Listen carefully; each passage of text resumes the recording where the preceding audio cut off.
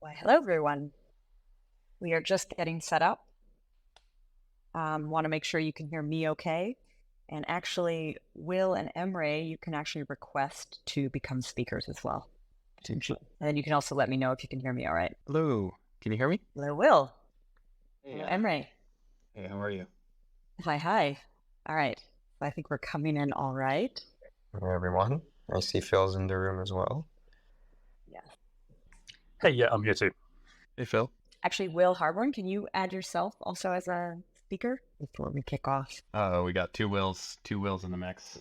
Exactly. All right, there you are. So I think we are just about ready to kick off. We want to do a little preamble, introduce ourselves, and then jump into kind of what's going on with ZK Ignite and generally what's happening in the Mina ecosystem. So yeah, I guess I'll start us off with a quick intro to myself. I'm Anna. I'm the co-host of the Zero Knowledge podcast, and I'm one of the co-founders of the ZK Validator. Yeah, and I want to introduce Will, who's also one of my co-founders. Hey, yeah, so I'm Will. I'm one of the other co-founders of ZKV. We're a mission-driven validator on over 12 networks and testnets, which includes Mina. We've been on Mina for quite a long time. And our overall goal is to help promote privacy and the use of ZK tech through all of the different blockchains and networks that we're supporting. We do that in a bunch of different ways that includes educational resources, investments and grants into teams that are building with these technologies, building some tooling ourselves. For example, we did a tool for Mina a while back, and also participating where possible in governance and in creating discussions around important topics on how privacy and ZK can better be supported for teams that are building. Yeah, we also do events kind of like this one, often starting where, I mean, this is a cool event for us as well as a team. We get to learn about what's going on, and then we get to share that with the larger community. I just want to say a quick note. I'm also an advisor to O1 Labs and to the Mina folks, and I'm very excited for this Twitter Spaces. I hope we get a chance to understand what's kind of come out of ZK Ignite, what other initiatives are happening, what's the beat in Mina at this moment. So let's kick off with some intros to the folks we have on for this Twitter Spaces. Will, another Will from the Mina Foundation. Why don't you tell us a little bit about yourself? Thanks, Anna, and really happy to be here. And thanks, Will, as well. I'll shout out that I went to the last, I don't know if this is the most recent one, but a ZK Validator event in London in November, and it was the same day that SBF was tweeting the WHA, and I think we were all just refreshing our phones, being like, "What is happening here?" That's so yeah, so we've come a long way since then. But yeah, I'm Will. I am my team and I have built ZK Ignite on top of Mina, which is a rolling innovation fund that's aimed at creating what we call the Cambrian explosion of ZK apps across the whole Mina ecosystem. It's a cohort-based program. We're in the middle of cohort 2. We're just wrapping up cohort 1 from a delivery perspective. Each cohort is 500K USDC, 500K Mina tokens. And I would say from the outside, it looks a lot like a grants program mixed with an accelerator or incubator program, but I'll go more into detail around how it's a little bit different. But I would say the main takeaway is that it's completely community governed. So we have a team of community members who are well respected in the ecosystem. They're often the most highly technical. They are the people who have really been building the most in the ecosystem. They're responsible for how the funds are allocated on this rolling basis. So we're in the middle of kind of this experiment, and we've been going since February, and yeah, it's been great. Cool. I think, most of this conversation is going to be about ZK Ignite. But before we dive into that, maybe Emre and Phil, you could quickly say a few words about yourselves as well. Sure. Thanks for having us again, Anna. Hello, everyone. My name is Emre Tekişalp. I'm the CEO of O1 Labs. We incubated the Mina protocol from the get-go. Now we're one of the developers of the protocol. We're a separate entity from the Mina Foundation, but obviously close partners. Myself, I've been at O1 and working on Mina for over 4 years now. Before that, I was at Coinbase helping launch a bunch of its, I guess, staple products now, such as Coinbase Wallet, Coinbase Custody, USDC. So been in our industry for a while. Have been up and down the roller coaster for a while. Yeah, excited to be here. Phil, you want to go next? Yeah, thanks. Phil Kelly, I lead business development at O1 Labs, so on Emre's team. And so I'll talk a little bit more about this later, but we also work with partners in a way that's a little bit different from the Ignite program and is complementary to it. So that's one of my main focuses, working with partners, working through business cases and use cases in the market, which is a kind of very cool thing to get to do every day. And then a little bit more about me. I've been at O1 now for, I think, about a year and a half. Prior to that, I was at Joe Lubin's company, working in the Ethereum ecosystem. And a little bit further back from that, a kind of mixture of financial services and tech. So really interesting to see how all of that is getting reinvented in the Web3 world. And yeah, looking forward to the conversation today. Thanks. Cool. All right, so let's dive now back into ZK Ignite. Will, I want to hear from you kind of how it came about. And I mean, so as far as I see, there's been cohort 0 and cohort 1 completed with announcements. Are we in cohort 2 right now? Yes. Is it over? We're right in the middle. Or is it happening? Right smack dab in the middle. Okay. Very cool. But yeah, maybe starting off, let's talk about the first two. Or maybe even the first one, how it came to be, what came out of it, and maybe what you learned from it that you took over to cohort 1. For sure, yeah. So last year, I've been with the Mina Foundation for about a year and a half now, and when we started really getting involved with like hackathons and one-off kind of grant programs, one of the things that we noticed was people were coming into the Mina ecosystem, building something as a proof of concept really cool for like a hackathon. Cohort 0 itself was actually like a hackathon. That was a big virtual hackathon in the lead up to cohort 1. But then they were kind of stopping and maybe they were dipping their toes and then were waiting for something a little bit more to dig their teeth into. And one of the things with Mina, for those who aren't quite familiar, the architecture at its core is quite different than other blockchains, especially EVM style blockchains, in that in the Ethereum ecosystem or in EVM style chains, every node is executed or every transaction is executed and stored on every node in the network. And with Mina, that transactions are executed off chain, and the proof that they were executed correctly is what gets verified on chain. And so we kind of call this like the Mina development mindset, is wrapping your head around how you can build applications quite differently under this model. But in order to really know it, you have to be working on it over a period of months. It's not really something that we've seen people come in a hackathon and build something like mind-blowingly good and they're off to the races. It takes much more of a gradual process to get into that. And so as a result of that, I would say last year we had a lot of like very like deeply interested enthusiasts who were, I can't remember who coined the term nights and weekends, but it was like a very like nights and weekends kind of vibe of people building really interesting stuff, but not having one continuous program to take something from the idea or exploratory phase and actually transition into a company or a DAO or a public good or something of that sort. Similarly, we were also running RFP programs on the side, but as I'm sure many other ecosystems experience, they can be quite hard from an operational standpoint. You get a ton of applications. Reviewing those applications and finding the best teams is hard. It's not a great experience from a user perspective either. There's not a ton of transparency in how that decision is made. But even the core issue, which I think why ZK Ignite plays an important role, is the RFP programs weren't really helping us prioritize what to build. It's a very one-directional thing. We have a proposal, people apply, then you decide, but it doesn't really say, well, who gets to decide on what goes up for a proposal. And so that is something that I think we're really, really interested in. The way that ZK Ignite cohort 1 was structured is we have a 5-week program at the very beginning. It's about 13 weeks into the from when you start to when there's a decision on funding. So it's a quite extended period that already kind of is a filter for people who are really serious about this. But it's a 5-week period of, we open up a forum, we have 5 weeks of programming that's solely focused on ideation, for the forum that we have right now, I think there's been like hundreds of comments, hundreds of unique posts. We then open up, like, we have a deadline for like draft proposals. So everybody who's kind of contributed in this first 4 or 5 weeks, like not necessarily team building, but a lot of just various activities that are solely focused on getting people to start thinking in this Mina mindset. They then submit proposals.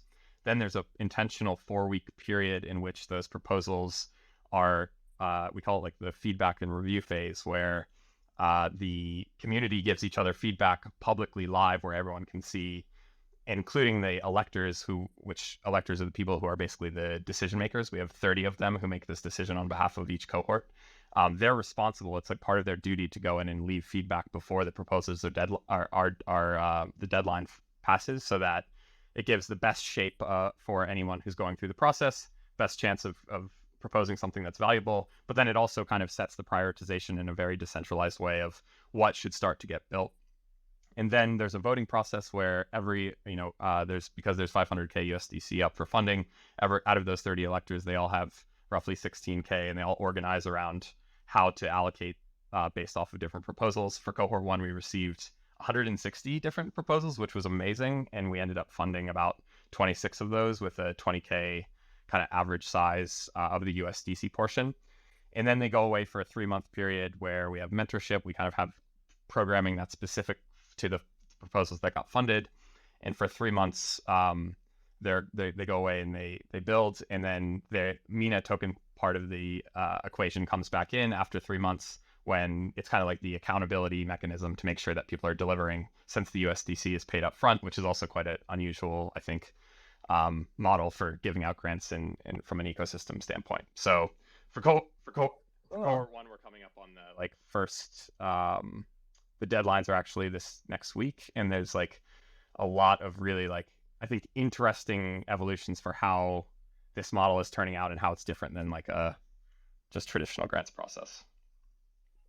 You just said cohort 1 is just coming up. What did you mean by that? Is that, like, I had thought that cohort 1 was actually completed. Yeah, sorry, that was confusing. So cohort 1 was funded. The decision was made in, I think, April was when we announced the winners, and then now it's the 3-month period, and it's also like where, like, we've even seen during this build phase, there's been a lot of interesting experiments of like people combining teams, people completely pivoting based off of what they learned, and because it's this shared environment where 26 different teams are all encountering different issues based off of exactly what they're working on and sharing it together, it I think accelerates the speed of what people can do, because it's all happening in this rolling kind of cohort format. That's cool. I feel like the folks who've done this, they must know each other quite well at this point. They've been working side by side for, I guess, like almost 4 months or so. So, like, yeah, do you think out of this you're going to have companies be formed? Or would you say there already are companies being formed? I would say there already are, for sure. And I think one of the things that we try to do with the design of the program is actually kind of capture the vibe of what was actually happening already in the Mina ecosystem at the ground level. And there's a term, I'll nerd out a little bit because I listen to the podcast and I like how you guys get theoretical for a moment. If it's okay, if I can take like 2 minutes to nerd out. But it's like, have you heard of like Scenius, coined by Kevin Kelly, or like Innovation Commons? Have you heard of these terms? I don't know. I'm not sure. So I would say like the underlying goal of what we're trying to create is like an institution that's like creating idea discovery as a shared resource. In other words, like Genius means like communal genius, and providing an opportunity for, or like a fertile ground for people to share ideas, collaborate in a low risk, highly cooperative, safe to share, very technically dense kind of environment. And this term kind of comes from a professor named Jason Potts at RMIT University, who's very involved in like different blockchain academic projects. But when we say we're trying to create an innovation commons, we're trying to create this environment that reduces the risk to explore ideas, and not just coming in with an idea that you already want to build the thing that you already wanted to, maybe coming from another chain, and then leave. Instead, it's bringing back kind of like bringing very specific niche, like technical expertise from all sorts of different backgrounds and coming together to contribute to an overall idea. And I think if you look at like the Ethereum ecosystem about 10 years ago, this was like the best example of like a scenius that exists of just people sharing ideas and all kind of coming together in a highly collaborative and like trusted environment when it was quite small and able to like accelerate the development and outcompete the development because of this like shared environment. And I see there's like a specific example of this that I've seen through cohort 1 already, which is and I see some of the team members are on this call actually listening. But there was a team that had joined cohort 1. There was two very like technical builders who had already been part of the ecosystem for a while. They'd been kind of at the cutting edge of Snarky.js, which is Mina's programming language written in TypeScript. One person came at they joined as separate teams. They got funded. They're very well respected in the community. I should also give a quick caveat. None of this is an endorsement as voting is kind of happening. So I'm just calling out ideas, but this is not an official endorsement for anyone listening. But one person was focused on an L2 that was a more traditional ZK rollup that's focused on speed and scalability on top of Mina. Another person was focused on like a decentralized off-chain storage and data availability solution. Both of them are critical pieces of infrastructure. Throughout the first 5 weeks, they had acted independently, although they were commenting back and forth on each other's proposals.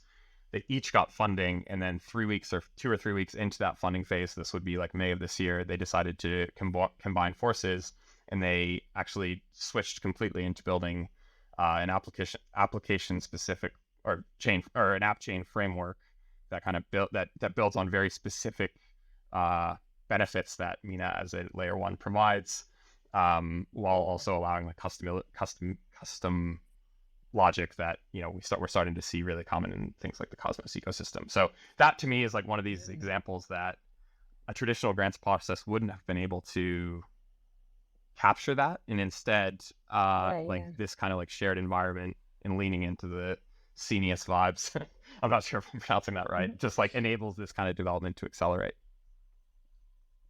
This is neat. I just want to understand a little bit about that framing, though. So you had sort of said like the funding is decided and paid up front, and then there's this 3-month period. But I wasn't completely clear on what happens at the end.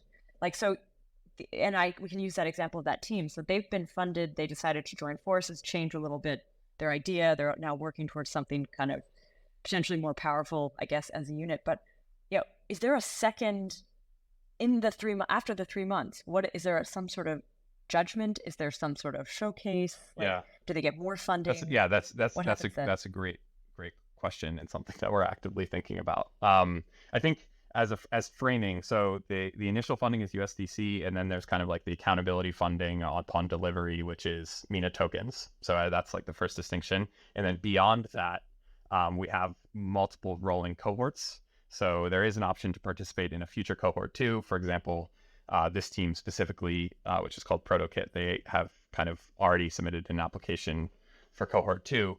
But in general, I think where we need to go as an ecosystem is ZK Ignite is focused at this exploration stage. I get asked, like, what's the difference between ZK Ignite and a traditional like accelerator? Because I think like after Y Combinator and everything, the accelerator is a great model, and there's clearly like that's its own version of innovation commons in a way.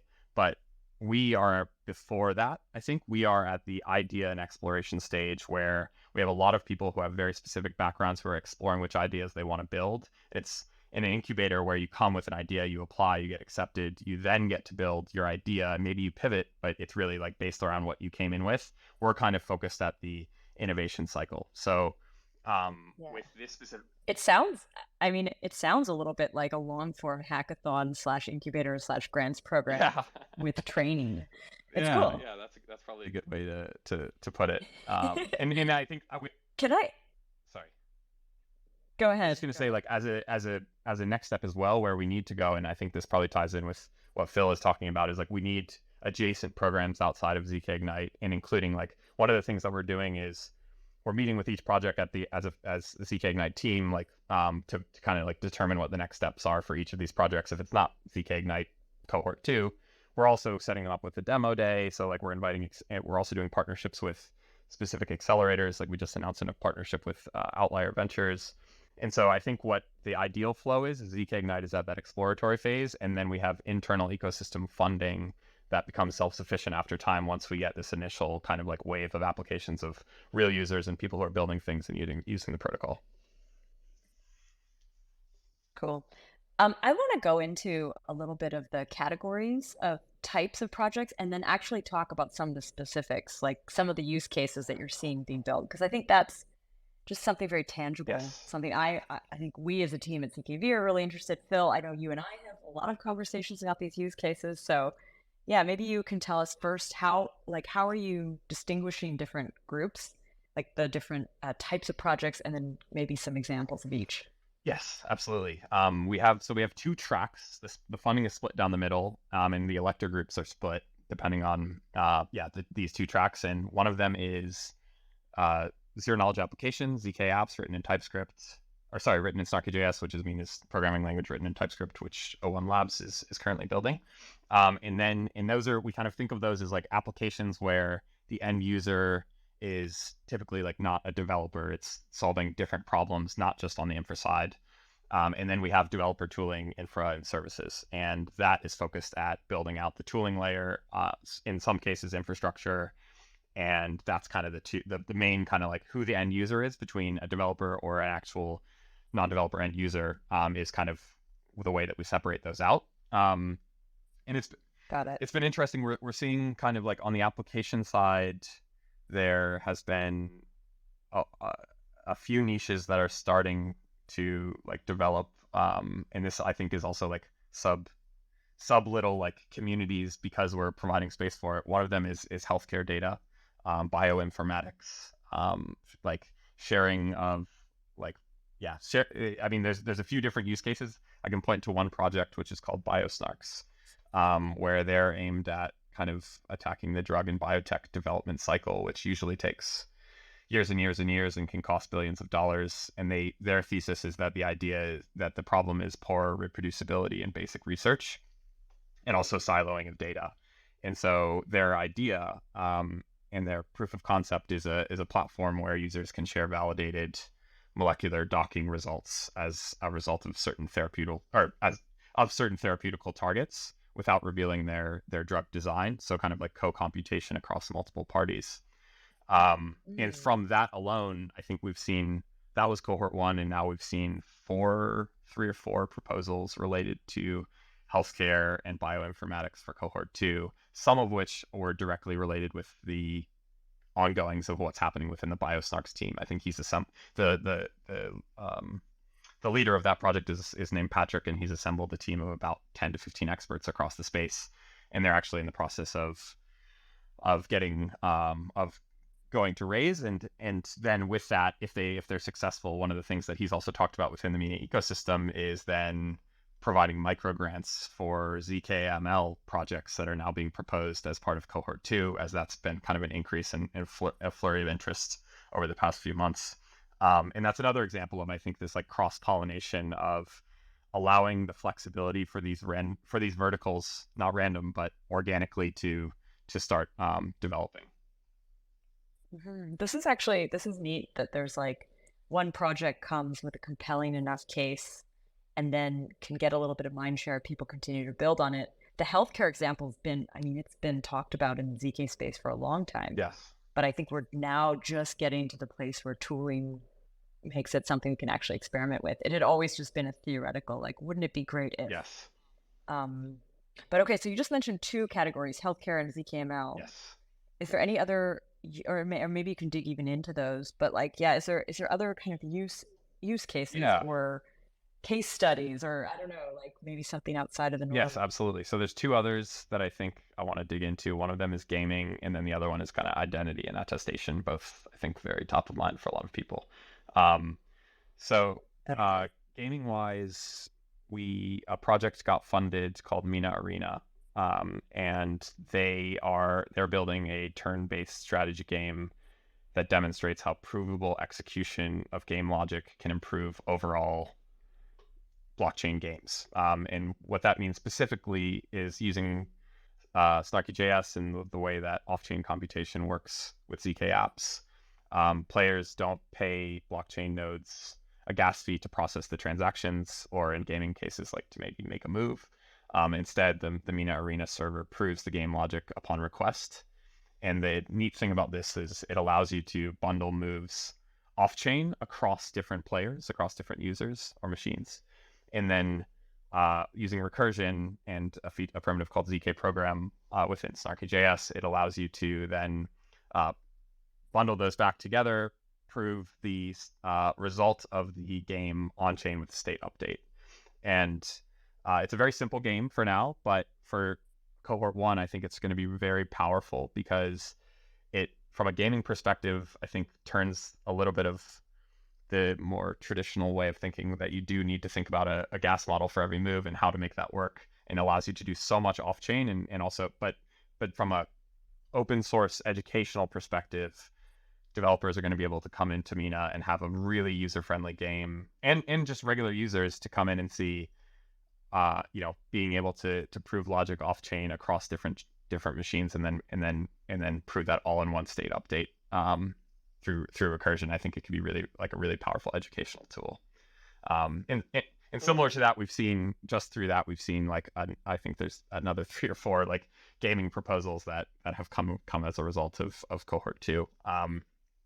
And then the other one, identity. There's one project that's quite topical given the release this week of a certain project, and this is also a ZK powered protocol for digital identity. It's called ZK Humans, but it supports, rather than supporting one kind of hardware biometric device where there might be disagreement over how it works. It supports a multitude of authentication factors to attest identity ownership. Some of which don't have to be biometrics, but that is kind of the first class feature. All of those identifiers, which are hashed into a Circle Merkle tree representation on Mina as a ZK app. And so they're thinking about it. They've done a great job. It's a good example of like someone who is super passionate about this project, very into ZK, has been into ZK for a while, was doing all like building little features hackathon by hackathon last year, and then this was kind of like the catalyst to get going. And so there's a lot of there's a lot to go into there, but I'd say the main thing for the bioinformatics proving is that it finds a way through different means. Some of them are bring your own hardware, some of them is connecting like a bridge to Humanode, which is its own proof of personhood blockchain, but the main thing is that biometrics never leave the individual's device. And he's super keen on that, and I think it's still very early in it because he's only been in development for 3 months, but it's gotten some really good feedback from the community so far. Fantastic. This is such a cool rundown of some of these use cases. I do want to actually open the floor to Emre, who's also here, just to share a little bit of your thoughts, and maybe, I don't know if there's any connection here between some of these teams or what's happening and what's happening also at OV1. So I don't know if you want to jump up here. Absolutely, thanks. I think there's lots of connections. To begin with, from our end, O1 Labs is like our mission is to catalyze a new generation of applications powered by zero-knowledge cryptography, right? And we see ourselves as providing all the tooling that are required by developers to build all these amazing experiences that some of which we'll just mention. That started with the Mina protocol, obviously, and we've been working very thoroughly on a application, the smart contract upgrade, basically, to the Mina protocol. For those in the call who may not be aware, on mainnet today, Mina does not have smart contracts. It's a lightweight blockchain, which means anyone can connect to it with full node security by just downloading a few kilobytes of data. So O1 Labs is one of the earliest ZK teams in the industry. We started about 6 years ago. And at the time we were launching Mina, the ZK tech was just not there to enable smart contracts. It was just getting started. Yeah. It was just getting started. The tech was getting there, but we didn't want to delay it a few more years. So we launched Bare Bones, which has been great to start all this ecosystem. And since launching it, we've been working on the smart contract upgrade, which we call codename Berkeley. which the development for it has been done for a while, and that's what's enabled all these amazing projects to get built via ZK Ignite and other programs, because they've been able to test it either on a local environment or on testnets. And the mainnet upgrade is very soon. We're doing some final bug testing. Anyone who's in the space knows that with layer ones, especially at ones as decentralized as Mina, the testing can go on for a while, but we believe we're at the tail end. So very soon, all these amazing apps will be available on mainnet in production. On top of that, we've been obviously working on the SDK, Snarky.js, which is a library in TypeScript, such that any developer can easily get going with ZK. The issue with ZK app development in many other platforms is that you kind of have to learn this custom language, which, if you're a cryptographer or if you are, an engineer really deep in the space, it might be, good for you to really get deep, but we don't think that's how the space evolves. That's not how we bring on more applications and developers and users. So we took the decision to go for a library in TypeScript instead of an entire new language. And we think, we've been, the ecosystem is being bearing the fruits of that, and enabling all these amazing apps and new developers to come in.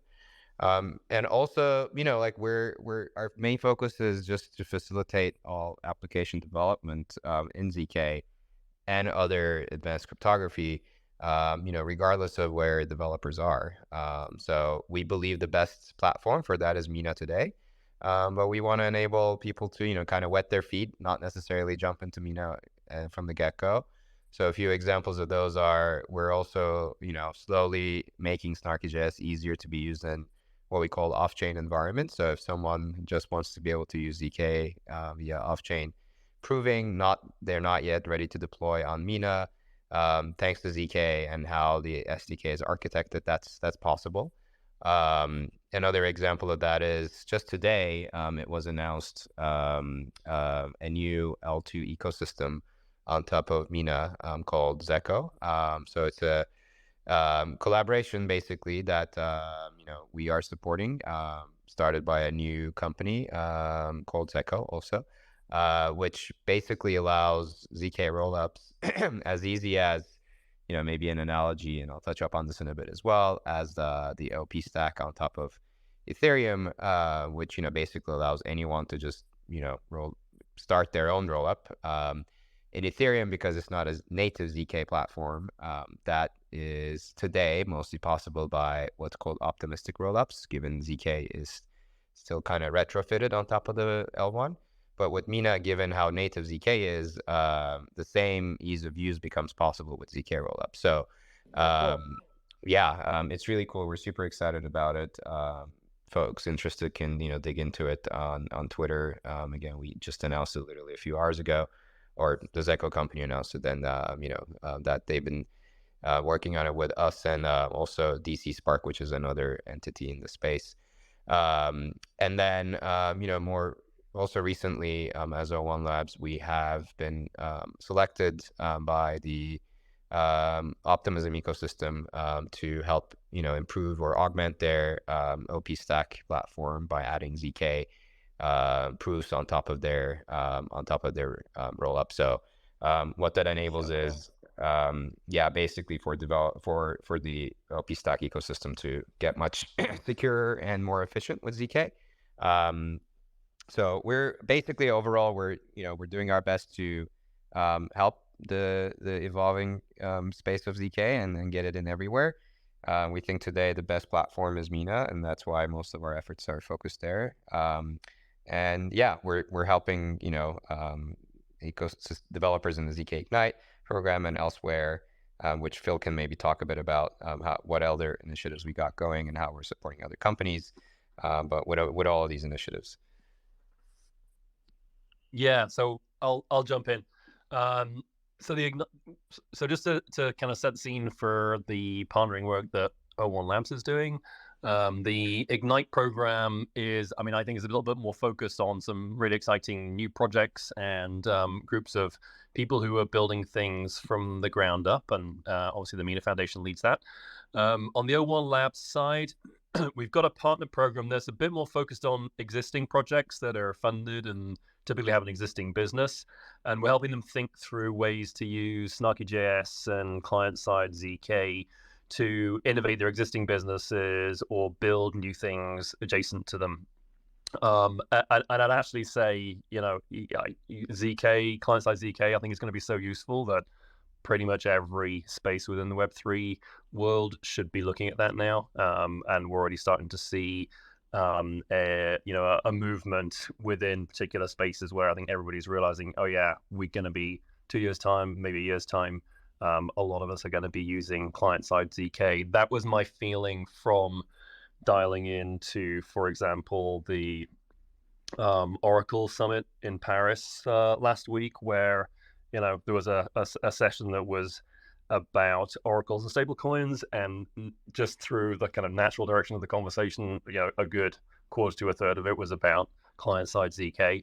I think we're going to start seeing that throughout the industry. I'd say the same with DAO voting. So we're talking to existing projects. And it's kind of cool because sometimes the architectural context for considering how to use ZK is a little bit more complex with existing projects, maybe because they've built more out. And then some of the use cases have got a bit of a different nuance to them. So I'll give you an example for that. Last year when we were talking to people who were looking at building KYC capabilities, there were some new projects who were thinking about starting over and trying to find a way to build KYC capabilities where nothing got conveyed from the user to the KYC provider other than a statement that all the underlying information met KYC standards. And that's really cool, and it actually might work already in some parts of the world, but in major parts of the world it just won't fit with regulations. But then we were talking to some existing KYC providers, and they were saying, look, we've got to stay as a privacy buffer. We have to see the underlying information, otherwise we're not going to be compliant. We're going to stay as a privacy buffer, but there's this kind of level 2 use case where if people are asking us questions about our underlying information that supports a KYC declaration, then we might be able to use KYC just to avoid each other knowing things that we don't want to know or we don't want to tell each other. So it's kind of like a slightly more nuanced use case. So we see more of that with some of the existing projects that we're talking to that are thinking about adding KYC to their stack. Another one, and it's maybe not quite as arcane as that, but we've had a lot of conversations about voting, and if you look at the ZK and the voting narrative out there, a lot of it is focused on privacy and voting, which actually is great use case. But when you talk to the existing voting providers, then I think you're at your realization of what is important between the different outcomes of ZK voting shifts a little bit, because I think there's a lot more interest in cost savings by having the voting taking place off chain, and not only savings today, but the ability to control the cost long term. And then there's also interest in the data flexibility that having the ZK based voting happen off chain gives you, because you don't have to fit into the data formats of a chain. You can do it all off chain and then send a proof on chain. So that's kind of cool. The other thing I'd say is that it's again, it sort of goes back to something Will said. The off-chain client-side ZK is such a different approach, and it's very exciting to sort of hear some of the Web3 OGs as they get deeper into that, just get really excited about the new things you can do. And it's the fundamentals of that. It's the ability to do it kind of relatively easily with Snarky.js, because as Emre said, it's based on TypeScript libraries, so you don't have to be a cryptographer. And then also recursion, is kind of such a new superpower that helping existing projects think through what they could do with recursion, I think is really, really cool. Can I just say a little bit about the nuts and bolts of the project or of the partner program? Yeah. So there's a blog post out there on our site that talks about it. We had a kind of quiet launch. It is a program where you can go to the blog post. You can apply to join. If you're accepted, We'll give you some introductory mentoring, help you get proficient on using Snark.js, and give feedback on some of the architectural approaches. And then as a project starts to build out new capabilities, we're very open to showcasing them because, as I think we said on this call, there's a lot of inspiration still that can be super valuable to the market about what's possible and what approaches we can all take together. So we're all learning together a little bit about use cases. All that said, we know existing projects are a little bit more cautious about building in the open or revealing ideas before they've decided how to fit them into their businesses. And in some cases, projects are experimenting to add ZK to their roadmap for, maybe later this year or early next year, rather than sprinting with a, 1 to 2 month MVP now. So we might be a little bit more tight-lipped with the partner program and the outcomes of it than some of the other programs out there. But there's some very cool stuff happening. And we are open for applications, but we're about to announce a group of partners in the partner program. We actually had a kind of mini version of this last year with the Snark.js launch. We're going to announce another set of partners. We're working with more than them behind the scenes, but we just want to give some examples to stimulate people's imaginations in the market. I'll give you a few previews here. One is Mad Oath, and you may know them as a pretty OG Web3 gaming studio. They worked for Stepico, and they built Skyweaver. And they're going to be building or looking at building client-side ZK-based blackjack. I love casino games as a use case for ZK, just because it's such a fantastic fit. You can do. I think Will alluded to this, but you can play a game entirely off chain. You can play with confidence that it can be then rolled up. So you're using recursion for efficiency and cost savings, and then you can verify it and settle it back on chain. So you've got that trustlessness and the guarantee of funds moving. So when you look at the kind of powers that client-side ZK brings you, that's one of the reasons I really like client-side casino games, and I'm very bullish on that. So we got one announced in terms of exploration, and we love more like that. Another example of who we've got about to be announced as part of this exploration program, Terminal 3 is a kind of powerhouse data company based in Hong Kong, and they're looking at ZK for privacy-preserving identity. And I'd say, if you look at just in terms of a number of projects looking at ZK, I mean, it's probably not a huge surprise, but privacy-preserving identity, I think, is, very, very big, fast-moving space for ZK. So lots of examples there. We actually had Snickerdoodles, you may remember, from last year in our first group of partners. And yeah, so Terminal 3, I think we'll be doing some cool exploration of that. And then another example, Teller, the Oracle providers. As I said earlier, I think client-side ZK is going to sweep the Oracle industry. And in particular, just because things inherently typically start off-chain or at some stage become off-chain in the flow of Oracle data, that's where being able to have, essentially tamper-proof computing or verifiable off-chain compute that you can then represent back on-chain, that's where ZK is super useful. So I'm kind of not surprised that ZK is popping up in a lot of places in the Oracle industry. And then, not a new name for us, but you may have seen that we worked with Tally earlier this year to design some really cool off-chain voting capabilities that also included a little bit of homomorphic encryption. It's really cool to see in some of these live use cases or the detailed use cases, the combinations of technologies. So they're also in our partner cohort.